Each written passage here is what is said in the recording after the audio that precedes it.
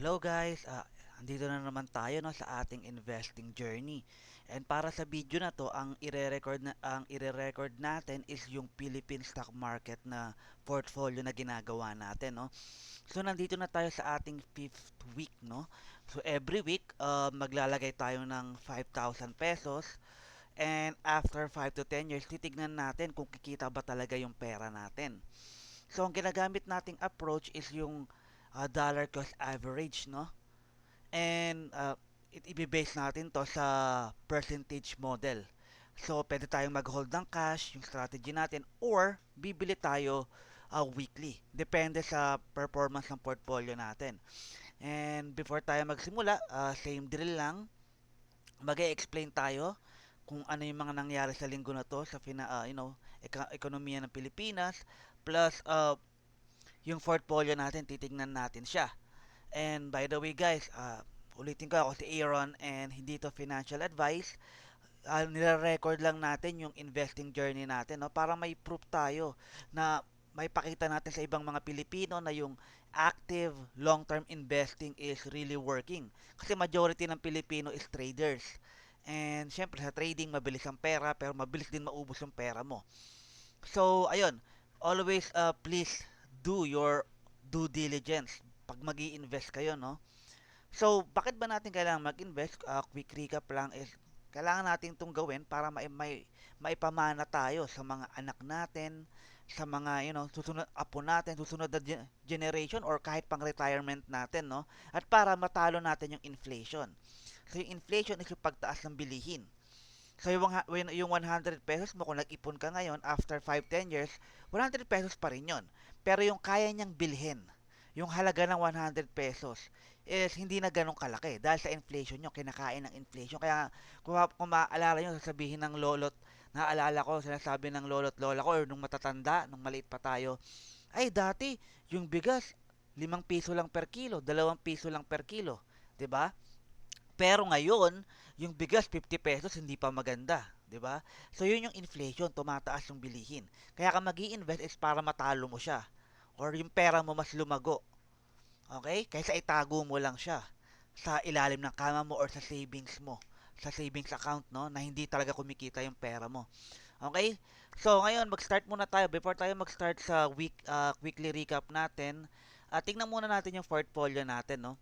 So naka-apat na week na tayo, 20,000 na inalagay natin.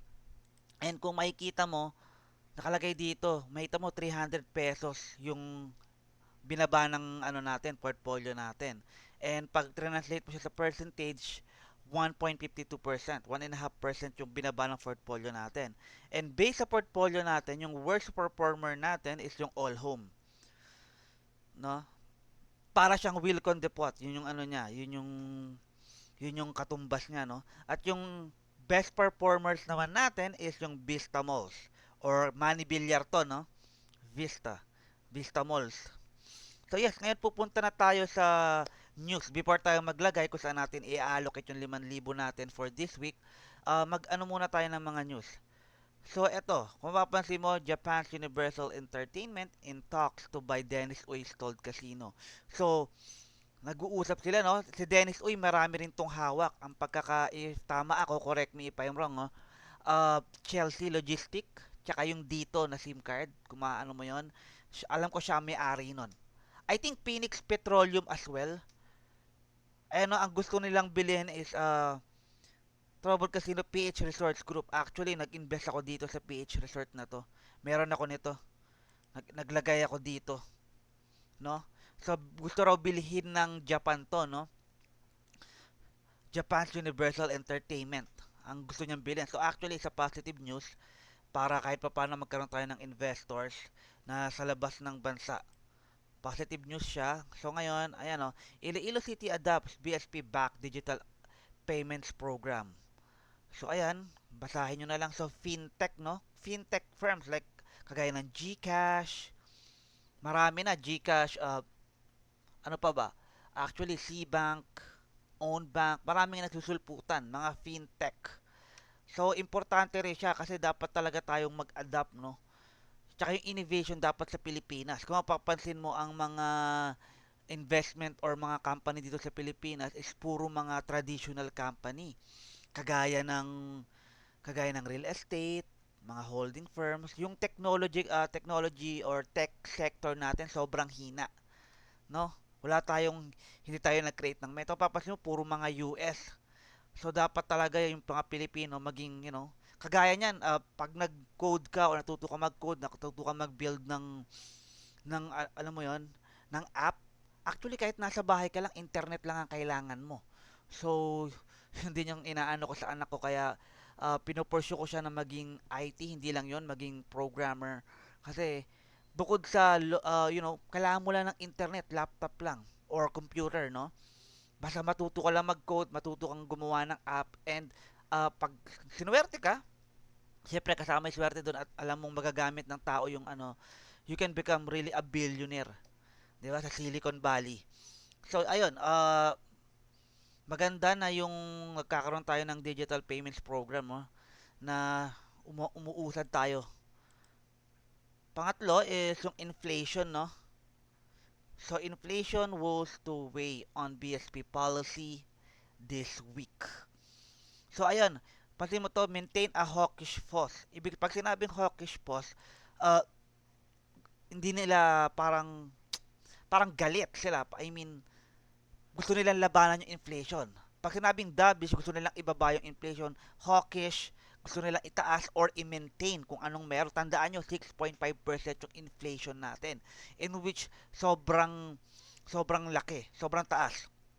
And at the same time, kung mapapansin nyo, lagi ako namimili, uh, taas ng bilihin. Itlog, asukal, bigas, grabe.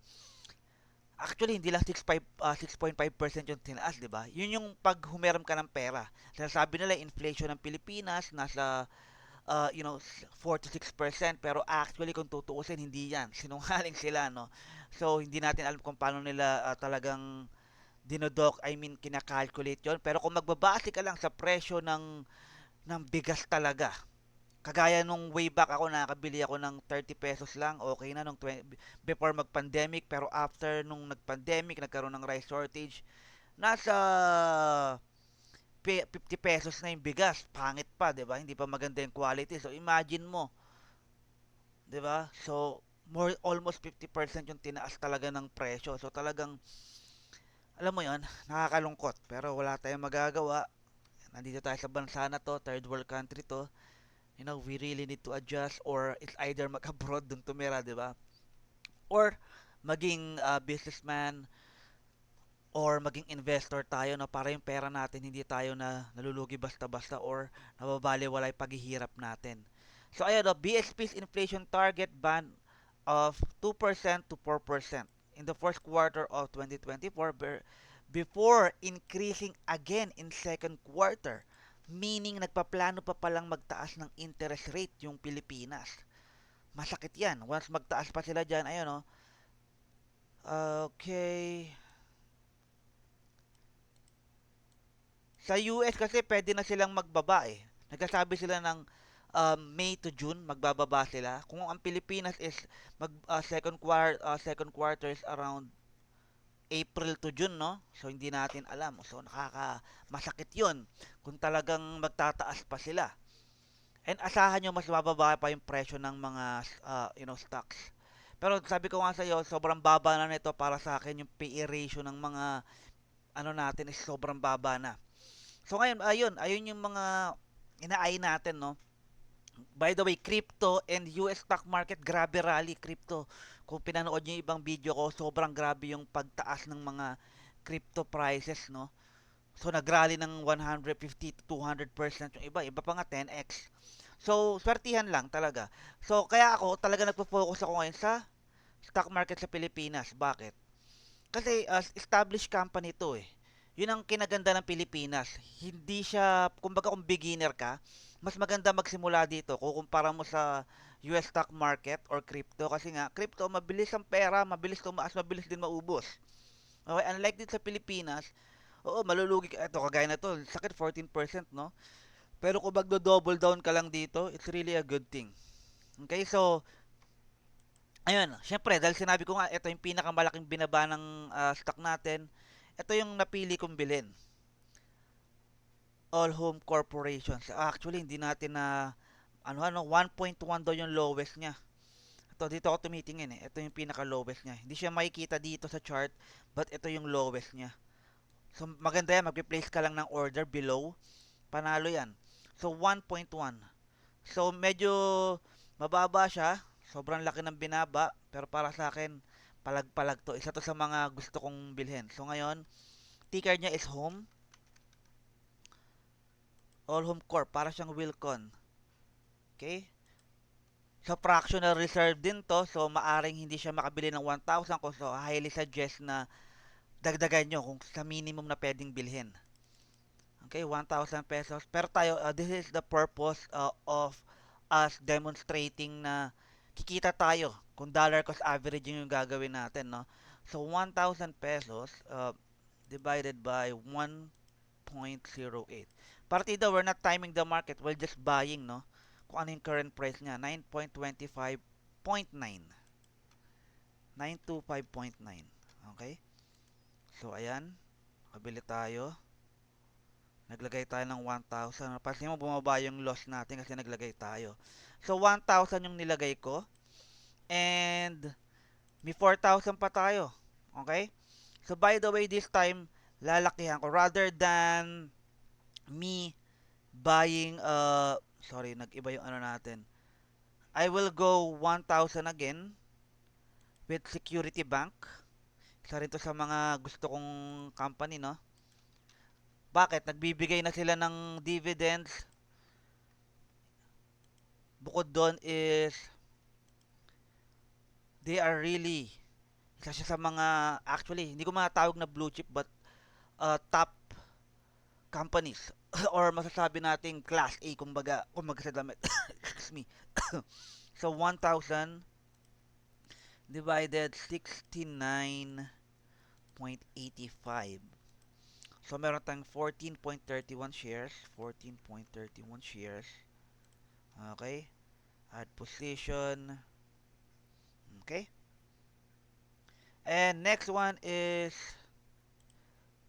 Union Bank. Isa to sa mga ginagamit ko talaga. Kaya para sa akin, sorry, Union Bank is UBP. I thought Union yung ticker niya. Isa to sa mga ginagamit kong banko. I really like Union Bank. So I'll put 1,000 as well, pesos. So ang pansin mo, meron tayong 3,000, no? 1,000, 57.15.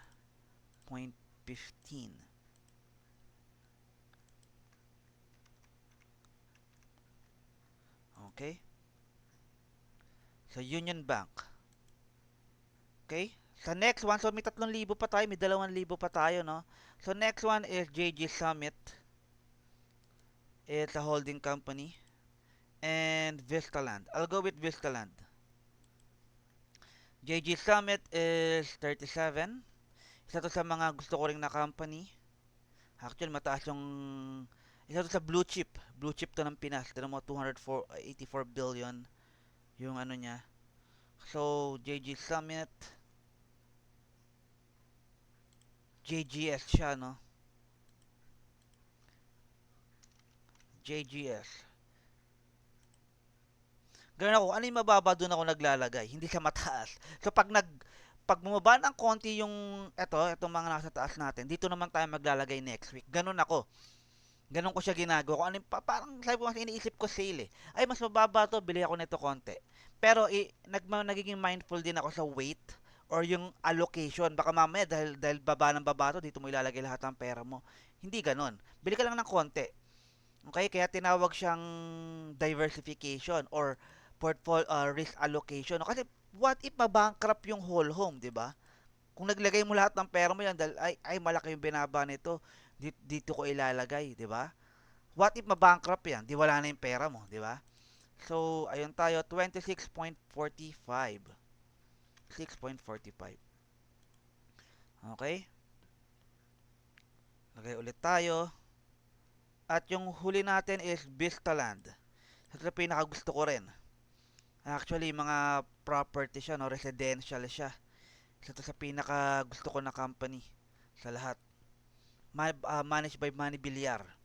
Manny Villar ang may-ari nito. So, si Manny Villar na, no, namatay na si Henry C. Siya na yung pinakamayaman na Pilipino. So, 1.6,